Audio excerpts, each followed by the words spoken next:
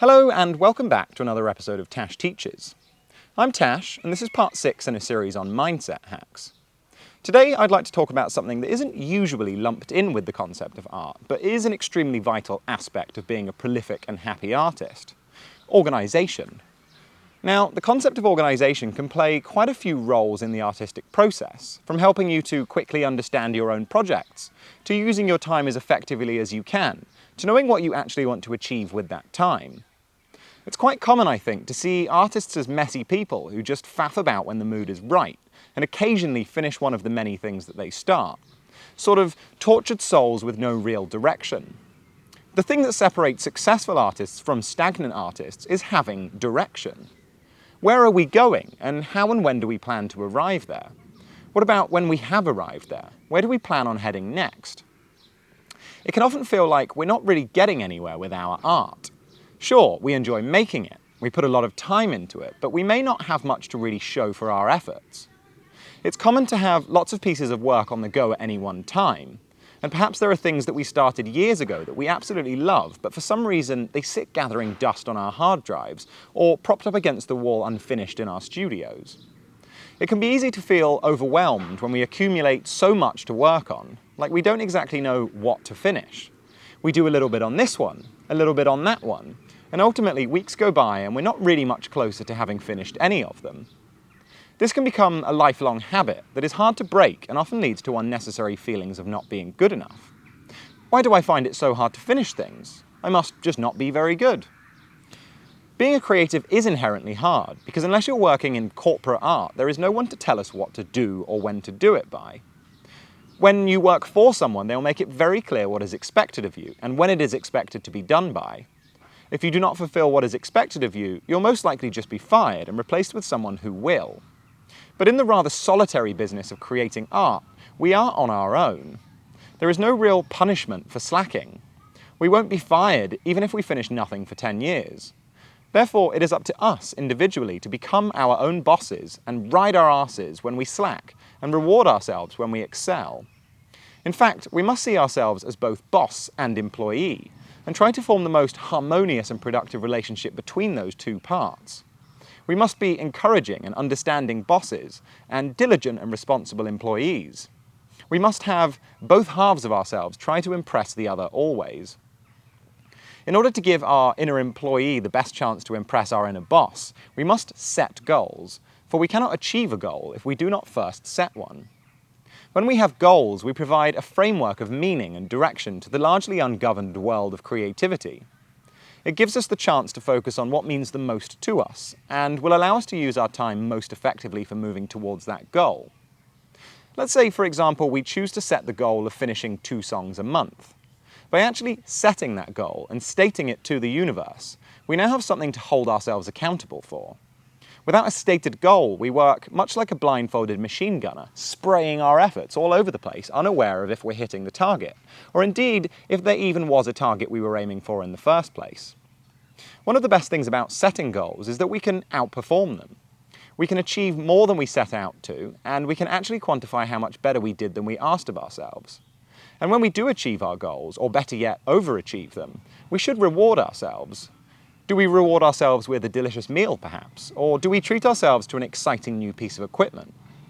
Find your own ways to entice yourself to work better. Each time we start something that we would like to see exist as a finished product in the world, we should make a pact that we will finish it, and then work out exactly what is needed to do so, and then do it. We must also attach time to our goals. If we do not set ourselves deadlines, we will end up having more birthday parties a year than finished pieces of work. If we know that something must be finished by next Tuesday, we will work far more efficiently with the time that we have because we know that there's context to that time. Creating a timetable for our work is very helpful too. That way we can make sure that the hours we are putting into creation are focused on specifics, and therefore have contextual meaning also. Today I will work on and achieve this. I will not waver, I will not find excuses, I'll just do it. Tomorrow I will work on and achieve this. I will not waver, I will not find excuses, I'll just do it. The hours that we spend working are ultimately drawn from the same reserve of hours we have left to live our lives. And as we all know, those hours will only continue to dwindle. we must use our time effectively because we will never be given any more than we were allotted for our lifetime. The key here is to make a conscious effort to move from being a person who works hard to a person who works smart. We must create a system for our work to be smart within. Having a plan will help get us through the madness without losing our focus or our minds. We must set ourselves goals across a variety of timescales too. What would we like to achieve with our art by the end of the day, by the end of the week, end of the month, end of the year? What about 5 years from now? And seeing as the clock is ticking, why not dare ourselves to dream as big as we can? Because we can only achieve something big if we dream big first. The thing about big goals is that they can usually be broken down into smaller goals. Set yourself a big goal and then work backwards, splitting it into 3 smaller goals, and then each of those smaller goals into 3 more smaller goals. Do this until one of those small goals is something you can achieve today.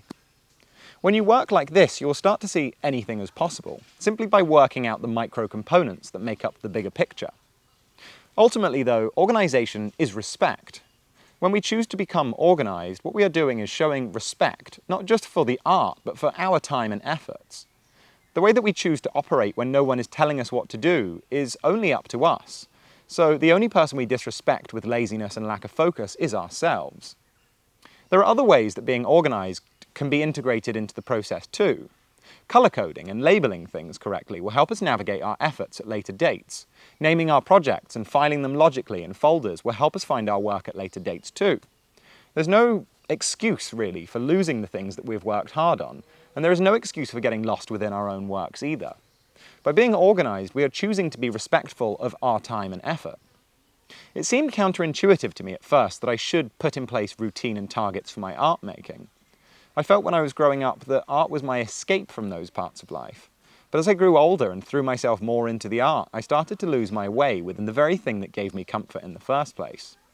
I felt like I spent hours and hours and hours working towards nothing in particular, and therefore I very rarely felt proud of my efforts.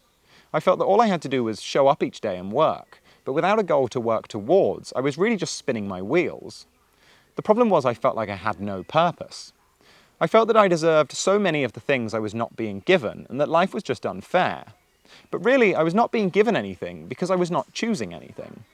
I was hoping that the universe would decide for me what it was that I wanted, and then place it neatly in my lap, wrapped in a pretty little bow.